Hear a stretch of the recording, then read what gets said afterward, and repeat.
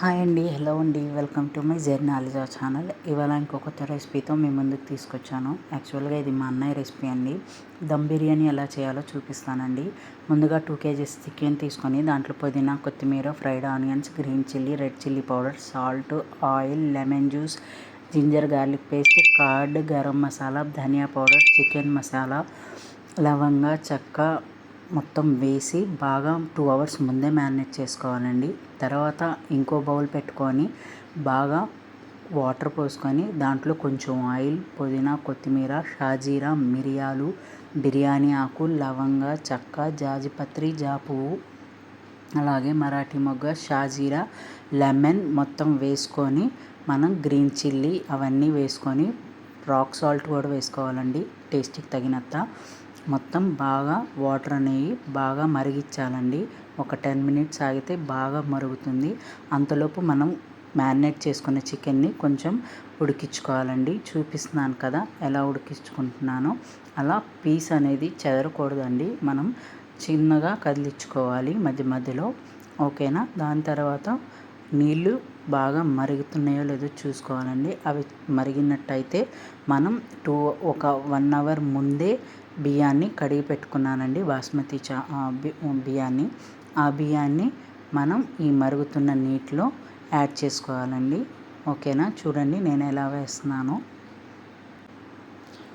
అలా వేసుకున్న తర్వాత ఆ రైస్ అనేది కొంచెం ఒక 70% ఆర్ 80% ఉడికితే చాలండి. మరీ ఎక్కువ ఉడికితే మళ్ళీ రైస్ అనేది మనకి మెత్తగా అనిపిస్తుంది. పొడి పొడిలాడాలంటే మనం ఒక 60% ఉడికించుకుంటే చాలండి. ఓకేనా. చూడండి రైస్ అయితే ఎలా ఉడికిందో. ఇప్పుడు ఈ రైస్ని తీసుకెళ్ళి రైస్లో ఉన్న వాటర్ని మనం చికెన్లో వేసుకోవాలండి. ఎందుకంటే పీస్ కొంచెం ఉడకాలంటే కొంచెం వాటర్ పడుతుంది. అవేవో మనం రైస్లోని వాటర్ వేసుకోవచ్చండి. ఓకేనా. ఇప్పుడు మనం ఉడికిన రైస్ని తీసుకెళ్ళి చికెన్ మీద వేయాలండి. చూడండి రైస్ అయితే ఎలా ఉడికిందో. ఓన్లీ 70% ఉడికితే చాలు మనకి. మొత్తం లేయర్స్గా వేసుకొని దాని మీద ఫ్రైడ్ ఆనియన్స్ వేసుకొని అలాగే కలర్ వాటర్ కూడా వేసుకొని ఒక 10 minutes దమ్కి వదలాలండి. దాని మీదే కొంచెం ఘీ కూడా యాడ్ చేసుకోండి. మీకు బాగుంటుంది అనిపించుకుంటే వేసుకోండి, లేదంటే ఆప్షన్ అండి. కానీ ఘీ వేస్తే రైస్ అనేది ఫ్లేవర్ బాగుంటుంది, అలాగే చాలా టేస్ట్గా కూడా ఉంటుంది. ఓకేనా.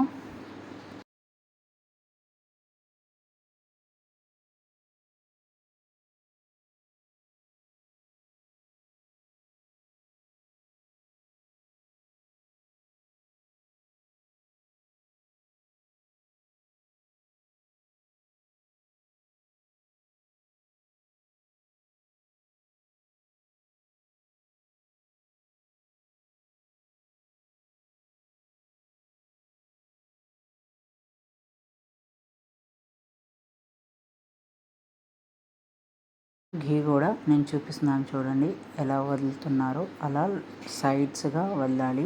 వదిలి ఒక స్టవ్ మీద ఒక పాత పెనం పెట్టుకొని దాని మీద మనం రైస్ బౌల్ని పెట్టుకోవాలండి. లేకపోతే కర్రీ అనేది కింద అడుగంటుతుంది.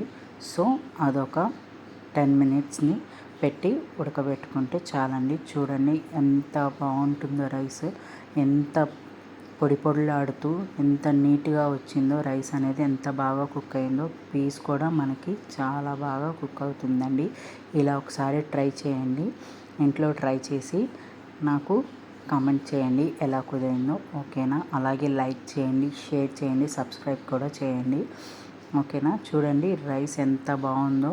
పీస్ కూడా చూడండి ఎంత మెత్తగా ఉడికిపోయిందో. ఇలా చేస్తే మళ్ళీ మళ్ళీ తినాలనిపిస్తుందండి. చూడండి ఎంత పొడి పొడిలాడుతుందో. ఓకేనా. Bye friends.